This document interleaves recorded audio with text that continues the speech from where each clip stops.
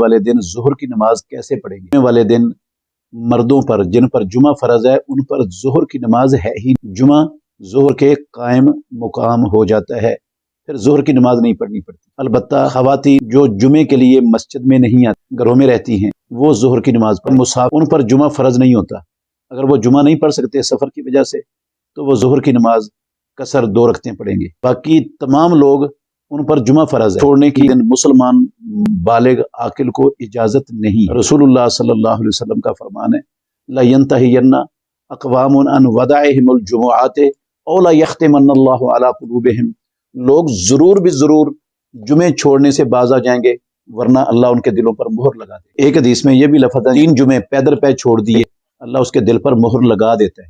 پورا قرآن اٹھا کر دیکھ لیں، پوری حدیث کا ذخیرہ گنگال کے دیکھ، پر مہر لگنے کا ذکر یا کفار کے متعلق آتا ہے یا منافقین کے متعلق آتا ہے، کسی بھی